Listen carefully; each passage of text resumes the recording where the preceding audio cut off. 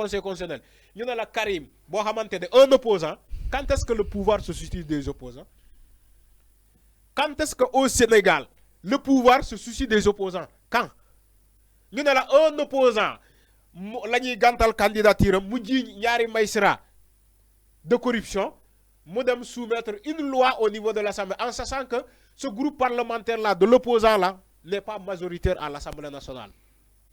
Donc le président de la République pouvait sauver et le premier ministre Amadou Ba et sauver le conseil constitutionnel. Sëñ bi mbir laa lay wax ni. Si naka mu jël groupe parlementaire Macky Sall qui a le plus le nombre élevé du groupe parlementaire au niveau de l'Assemblée nationale que le PDS. Il pouvait sauver Amadou Ba qui a été accusé de corruption et il pouvait sauver le conseil constitutionnel qui l'a nommé, même le président de Meuk, et qui a été accusé de corruption. Macky Sall pouvait sauver ces deux institutions-là. Mais il a préféré sauver le PDS et son candidat. Il a sauvé le PDS, il a sauvé le PDS. L'éral. Quand des personnes sont accusées de corruption, l'accusé, moi, il a dit preuve. Dans le PDS, il y a un procureur de la République va porter plainte contre le conseil constitutionnel et Amadou Ba. Nous avons une élection. Oui, nous avons une élection. Ok. Il faut dire au PDS et Karim Wade, allez porter plainte à Amadou Ba au niveau du procureur de la République. Il va diligenter cette enquête-là. On va voir. Va porter plainte. C'est pour ça. Yo, là, moi, solo comment qui comment dire? Là, moi, solo procureur de la République. Là, moi, ligue. Bien sûr. C'est pas l'avocat des Sénégalais, de tous les Sénégalais. Mais quand tu accuses le premier ministre de corruption, ni qu'il a corrompu des magistrats, Yari magistrats, mais pourquoi tu lui portes pas plainte au niveau du procureur? Pourquoi tu ne le portes pas plainte au niveau du procureur? Mais lolu moy cohérence bi. Buñu jiñé ñi ci corruption, té ñu xamni que tribunal kessé juge kessé mo mëna léral yëf yi. Du assemblée nationale. Da ngay porter koku au niveau de la justice, porter ko plainte. Alors. Procureur bi jël la plainte à bras le corps, diligenté ko. Premier ministre ak les magistrats là. Premier ministre dañ koy waccé pour ñu djébal ko au service de la justice sénégalaise. Mu dem wuy ji. Les magistrats là, conseil constitutionnel, dina leen mettre à la disposition de la justice sénégalaise. Mais parce que tu sais pourquoi? Élection, tu sais pourquoi? Manela ñooñu dinañ leen djébal yoon. Parce que nul n'est au-dessus des lois. Nul n'est au-dessus des lois. Alors c'est clair. Merci même beaucoup. Député boo xamante dafa am malaanul kiiraay buñ ko jiiñee assemblée nationale dañuy dindi malaanul kiiraayam mu dem wuy ji yoon. On l'a fait avec Ousmane Sonko ici. On l'a fait avec des députés. You agression ay Ami Ndiaye ñibi ak ñeneen ak ñeneen. Alors ñu ne quand Ousmane Sonko avait le problème qui a été cité dans une affaire criminelle ni que mom dafa sakku Adji Sarr ba pare ko ñoñal ko mais pourtant dañoo simmi mbalaanay kiiraayam pour mo dem wuy ji yoon. Il n'y avait pas commission d'enquête. Ok, c'est clair. Mais il n'y avait pas commission d'enquête parce que député quand même la ñu ji. Alors enfin ñu si Bassirou Diomaye Faye daal koy jeexalee parce que temps bi dafa jeex tàq alors saisir na li nga xam ne que mu di le conseil constitutionnel Bassirou Diomaye Faye et compagnie mais enfin ñu bëri jàpp ni entre temps li nga xam ne que mu di gouvernement bi dina am jot daal di juger ki nga xam ne que mu di Bassirou Diomaye Faye jeexal li nga xam ne que mu di dossier bi nga xam ni itam ñeeloon nañ ko jëm si li nga xam ni itam moom leen daal di toppee woon Ousmane Sonko entre temps est-ce que jàpp na li nga xam ne que mu di l'état du Sénégal va sans doute jeexal boobu li nga xam ne que moo di dossier entre temps daal di amal atte bi parce que ay dossier Ousmane Sonko jeexal nañ ko ci 3 mois nga peut-être tey ils ont 9 mois entre temps lu bëri dina fi xew. sëñ bi xam nga jox naa la fii étape par étape nee naa la acte ñu posé acte bu ñu posé assemblée nationale démb c'est un acte purement politique. Ces actes-là ont comme soubassement politique. C'est des soubassements politiques. Ay soubassement politique la. Moo tax ma ne la ñoom dañ ko tëgg de façon graduelle dañuy yëg gis nga pare nañ ci assemblée nationale jamono bii nii. Prochaine étape conseil constitutionnel dañ koy tas. Bu ñu tasee conseil constitutionnel dañuy ñëw ci les candidats. Bassirou Diomaye Faye sera jugé et condamné pour ne pas que mu bokk ci le scrutin du 15 décembre 2024. Non, mais de maintenir candidat, je pense bien. De maintenir candidat. L'élection n'a pas été repoussée, l'élection a été annulée. L'élection a été annulée jusqu'à date où nous avons l'Assemblée nationale. Ce n'est pas un report. Report, donc reporter presque 1 an. Élection, beaucoup reporté. Si vous avez espace 3 mois, dañ ko annulé fixé, c'est-à-dire qu'un décret bu ñëw annulé xanaa tu n'as rien compris. Sëñ bi xanaa déggoo français. Mais attends, candidat yi dem maa ngi dégg ñu naan pour ñu maintenir les candidats ne reporte pas les élections. ñoom Anta Babacar Ngom dem maa ngi dégg ñu ne pour ñu maintenir les candidats attends.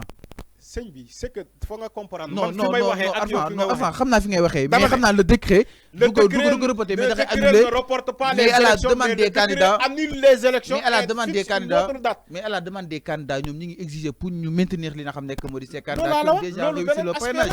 xam nga li ngay wax nii man je suis d'accord ñoom c'est des candidats mën nañu plaider à leur faveur. Ces candidats là sont en train de plaider à leur faveur. Je suis d'accord. Ça dit que normalement pour reporter une élection do am changement, c'est-à-dire qu'on n'annule pas le processus en tant que tel. C'est la date qu'on modifie. Vous faites que report nga bëgg dégg. Bu fekkee report nga bëgg dégg. On n'annule pas le processus électoral. Moi madame, ils ont des candidats qui ont été scellés, il y a des candidats qui ont été scellés et fixés. Normalement, candidats ils les maintenir dans un report. Écoutez bien ce que je dis. C'est clair, dans un report, on n'annule pas le processus. On maintient les candidats, mais on modifie la date. Cette date, d'où est normalement 3 mois. Vous avez 3 mois, mais actuellement, tu me dis, si vous avez juillet ou août, Magal, bi en période de pluviométrie, pluviola, ñu ne la ñu yóbbu ko ba décembre ñu yóbbu ko en période hivernale laa bëgg a wax en période hivernale ñu ne déedéet faut que ñu repousser ko ba août ñu ne déedéet en période août magal la ñu ne déedéet kon nañ ko yóbbu décembre. Loolu c'est pas un report. Loolu on a annulé les élections et un autre décret ou bien l'Assemblée, un autre décret d'ailleurs, la loi là que l'Assemblée a soumis, qui va fixer encore une autre date. Mais pas un citoyen. Mais là, ils vont recommencer à zéro. Ne pas un citoyen, ils vont recommencer à zéro à ce que je sache. Moi, entre-temps, si ak décembre, là, la wax de, bu fekkee amul nañ ma vaar. Fi ak décembre, Bassirou Diomaye Faye sera jugé dans la foulée. Ousmane Sonko sera jugé dans la foulée. Et les deux seront condamnés définitivement. Et aussi, ils vont modifier les lois sur le parrainage. Ils vont modifier les lois sur le parrainage pour que nous melions Cheikh Tidiane Dièye, pour nous jallati, nous melions kenen ak kenen, ñoo xamantene dañoo japp ni que dañoo laalé ak benen parti bu ñu disu duñu jallati. Man mako wax tay. Tout ça dañ koy càmbar bala ñu egg. Motax ils ont repoussé mu am écart bu mag. C'est-à-dire que pour jugement Bassirou Diomaye Faye xaj ci buñ ko juger mu def recours bi xaj si bala décembre ak yeneen recours yooyu yëpp dinañ ko comme adresse complexé pour mu xaj ci diggante boobu bala décembre man maa la ko wax fii. 9 mois maintenant loolu 9 mois grande instance. mais loolu cour d'appel ak cour suprême tout ça dinañ ci xaj man maa la wax. Voilà le comme adresse le but de ce rapport. Le but de ce rapport c'est pas Karim Wade nee naa la Karim acteur la ci mais du mooy solo si. dañ ko choisir mom tamit mu adhérer mu ne d'accord na pour adhérer ci le report des élections mën nga ko jiiñ tout sauf le président de la République Macky Sall comme dese moo mën a reporter moo mën a def lii maintenant nit amul makaama même assemblée nationale mënu reporter élection même un décret présidentiel mënu reporter élection mais ñoom dañoo utiliser seen force seen moyen yoo xamante ne état moo leen ko jox ñu utiliser ko pour nous reporter l'élection. La preuve, tu as vu la GIGN à l'Assemblée nationale. Qu'est-ce que la GIGN a à faire à l'intérieur de l'Assemblée nationale? La GIGN, la GIGN va faire quoi à l'Assemblée nationale? Pour apaiser la tension. Hein? Pour apaiser la tension. Les moyens de l'État. On use les moyens de l'État pour des soubassements politiques. alors merci beaucoup pour des soubassements politiques. jaajëf ñu lay jaajëfal bu baax a baax encore une fois voilà chers téléspectateurs c'est une émission le truc de matinale bu tey bi jeex na merci beaucoup de l'avoir suivi mais également l'ensemble des équipes en régie bu ñu suivre de nos programmes sur Sénégal 5 alors ma leen jox dig daje léegi dans le midi info à partir de 13h30 mais d'ici là wéy leen daal di topp suñu programme du Sénégal 5 TV merci aussi l'ensemble de nos internautes maay jaajëfal sénégalais yi ñuy déglu comment tu peux comment dirais-je jeexal émission bi man je n'ai pas de quand même il faut arrêter ça aussi quand même il faut arrêter ça je sais que li may wax neexu la parce que tu es de l'APR tu es de Benno Bokk Yaakaar mais tamit tu me laisses le temps aussi di joxe sama dernier cadeau au moins c'est le minimum Alpha mais tu peux pas ni elle ni nga ne wéy ni nga tàggatoo jusqu'à mais attends non mais pas même si tu es de Benno Bokk Yaakaar il faut aussi man je sais que man waxuma fii lu la neex parce que yéen a def lu ne fang ñëpp gis ko moo tax ñu wax ko